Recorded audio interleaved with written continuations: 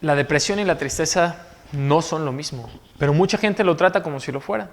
Como si realmente estar triste fuera lo mismo estar deprimido, o cuando las personas están deprimidas, tratarlas como si fuera tan simple que con un échale ganas o las cosas no van a estar tan mal, o ¿por qué haces tanto drama? ¿Por qué haces como si realmente las cosas fueran tan importantes cuando solamente tienes que aplicarte y hacer lo que tienes que hacer?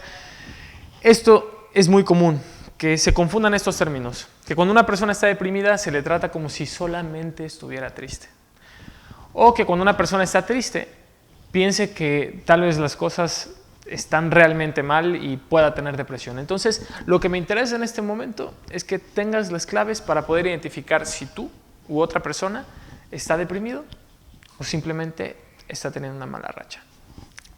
Una de las primeras diferencias es que hay un estado de ánimo notablemente bajo. Al final, la emoción base de la depresión sí es la tristeza.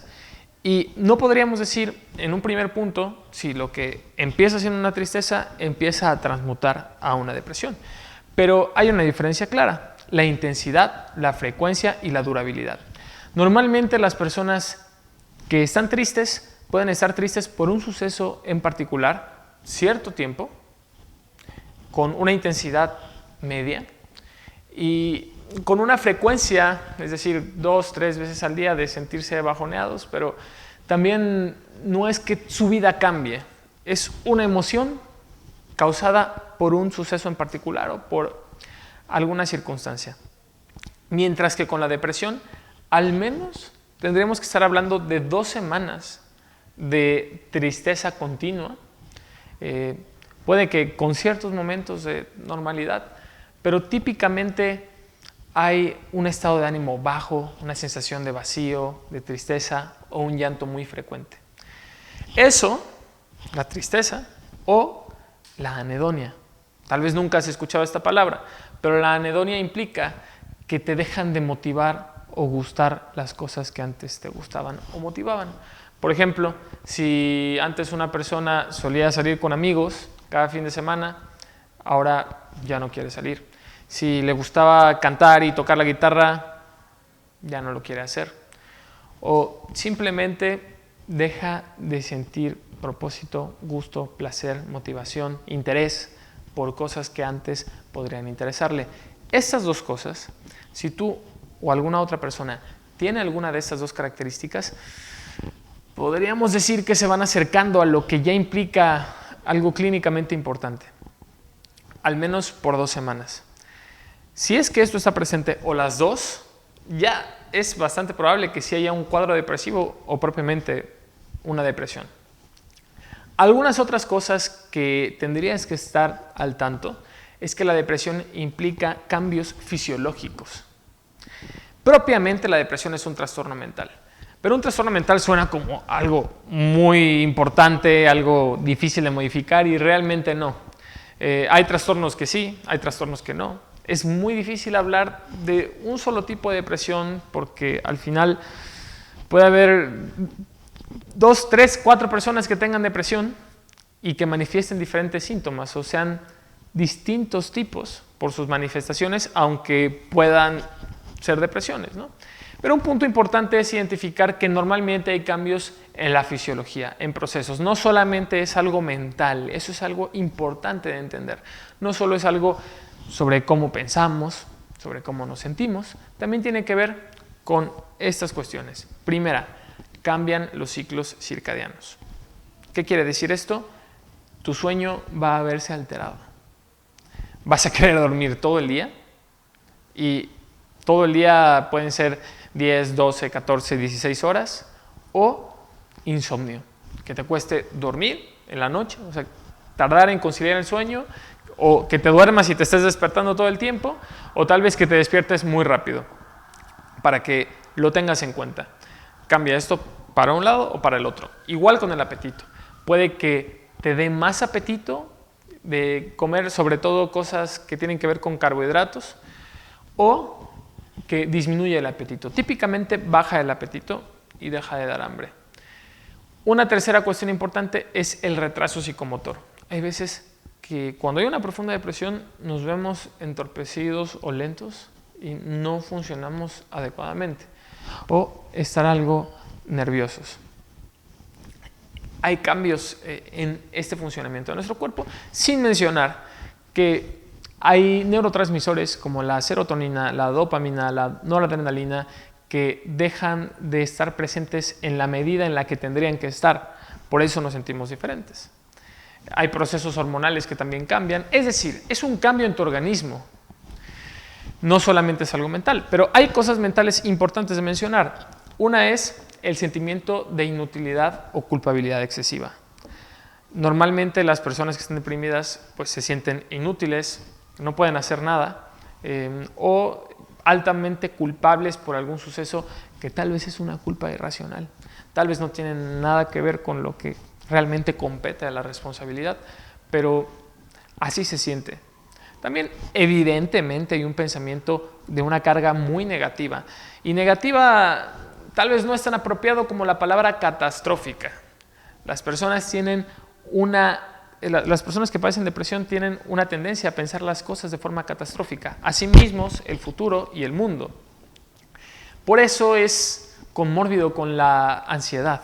Es fácil que una persona que tiene ansiedad empiece a tener depresión o viceversa.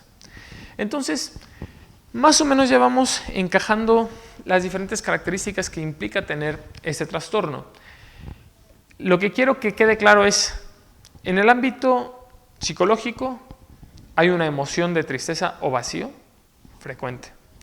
En el ámbito que también implica emociones como la tristeza e ideas de muerte, que es el último punto que quería tocar, pero es tal vez uno de los más característicos de la depresión. Puede consistir en pensar en fantasías de qué sería morir, como cómo sería mi funeral, o qué haría mi familia, qué haría mi pareja, qué harían mis amigos si yo ya no estuviera, cómo serían las cosas. Intención suicida, que es como, la verdad, yo ya no quiero estar aquí, yo ya no soporto esto, quisiera morir. O sea, yo quiero morir, pero no lo haría. Plan suicida es, no sé si lo haría o no, pero tal vez si lo haga, y si lo hago, va a ser de esta forma. Y ya implica una fuerte intención hasta que se da el intento, que no necesariamente consuma de forma exitosa, pero es algo propio del trastorno, que hay veces que hay ideación suicida y por eso es peligroso. En el ámbito social nos aislamos. No queremos ver realmente a nadie. Es lo más común.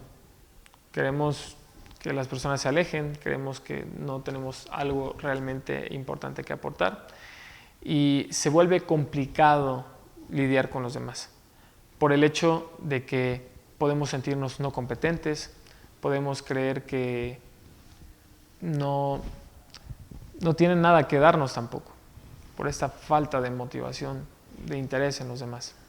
Y en la parte biológica cambia el apetito, los ritmos circadianos, procesos hormonales, incluso cambios en el funcionamiento del cerebro. Podría decirse que estamos poco activos. Es difícil ejercer conducta, es difícil salir de la cama, es fácil sentirnos muy cansados, sentirnos muy agotados, exhaustos, a pesar de que no hayamos hecho una actividad importante o a pesar de que hayamos dormido mucho, nos sentimos bastante cansados. Esas son algunas de las claves que quiero que tengas en cuenta para entender las diferencias, porque teniendo un poco de conocimiento puedes tener mucha más precisión a la hora de entender y hablar sobre el problema, porque es muy común, como lo comentaba en un principio, que la gente piense así como de, no, está deprimido, o no, hay que acostumbrarnos a ocupar las palabras en su forma adecuada. Lo más probable es que esté bajoneado, esté triste, no tenga ganas, pero la depresión es un trastorno. Es un trastorno importante. Si con lo que escuchaste pensaste en alguien, muy probablemente necesita ayuda. Y hay veces que creemos que lo podemos llevar por nosotros solos, pero la realidad es que ¿por qué no acortar el camino? ¿Por qué no hacerlo más fácil? Si es que es posible. Hay muchos enfoques en psicología que te podrían ser útiles, en psicología clínica, pero te recomiendo que si vas a ir a terapia, te animas a ir a terapia, nunca has tenido la experiencia, lo hagas con un terapeuta cognitivo-conductual, porque es una terapia basada en evidencia que implica que muchos de los métodos y técnicas que se implementen van a ser basados en evidencia, que tienen demostraciones de estudios clínicos que corroboran su eficacia. Sobre todo para temas como la depresión y la ansiedad, que son de los más extensos en el mundo. La depresión llegó a ser la enfermedad más discapacitante a nivel mundial, según la OMS, lo cual no es una cosa menor, está en todo el mundo.